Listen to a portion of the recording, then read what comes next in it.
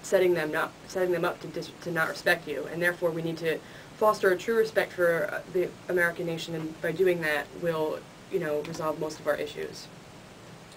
Mr. Colgan, Secretary for Young Socialists for Democratic Change.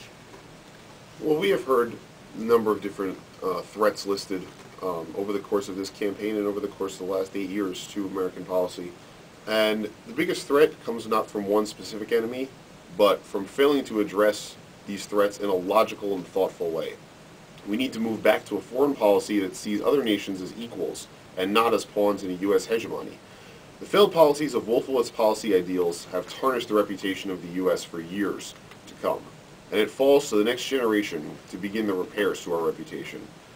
As socialists, we see everyone as equals, not as means to an end, and we would apply that to our foreign policy to begin enacting these repairs.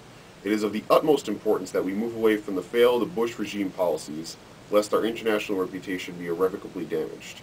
The bottom line on the socialist policy is that we are about education, and that is something that we have not seen in this country for quite a while. We have not seen proper education about the threats that we face. We have not seen proper education about the solutions that we can enact. And we want to make sure that all options are explored. So, Mr. Colgan, I understand that you, like the Democrats, believe that our primary international focus should be on our image around the world as opposed to militaristic threats like Russian invasions, nuclear proliferation, etc. Yes, because the bottom line is that we are about making sure that our face is not seen as one of dictatorship and absolute power. That is a problem that the Soviet Union faced under communist regime, and we do not want to be seen as the new world power that's coming to dominate all life. We want to be seen as a force who can be reckoned with, but also a country who can be dealt with as friends.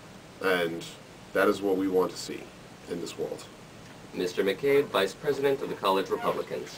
All right. Well, really, I think there's three problems facing America in the next 4 to 8 years, whatever the time span is. First of all, I'll agree with Mr. Waterman that taxes are one of the biggest issues facing America right now.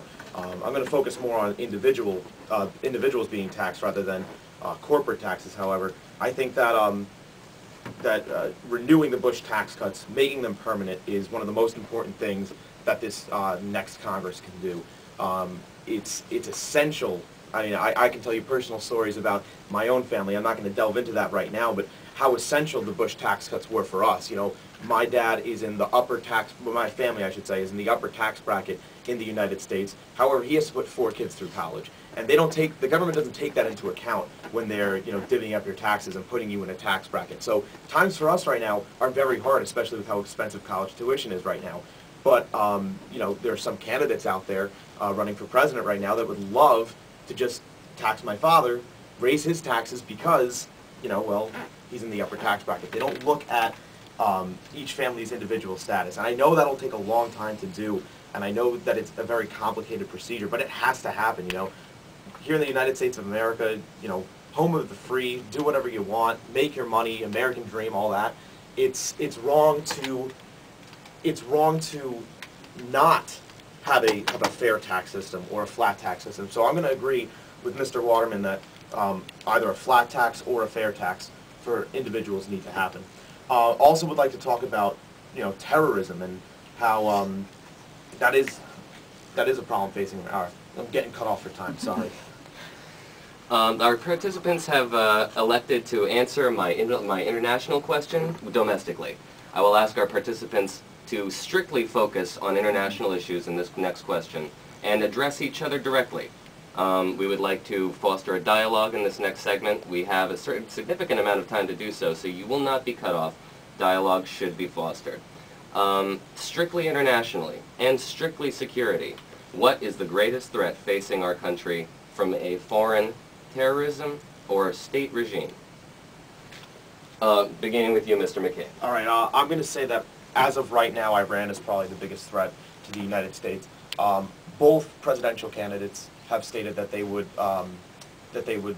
not rule out an aggressive approach to Iran. I think that's the right thing to do. Iran, you have the President Ahmadinejad, who is I mean, he's insane. There's no other way to put it. The man is literally unhinged, and he's caused a lot of problems for the international community with his, whether it be his Israeli banter or his anti-American banter, anti-West banter, what have you. He's proven time and time again that he's a man that cannot be reasoned with. And you would like to address anybody in the room as opposed to their policy? Well, Shaina of the young college Democrats did bring up Ahmadinejad and kind of offering him incentives in order to, not just him, but from what I understand, it's other members of the international community, incentives to try to build up our image, our national image.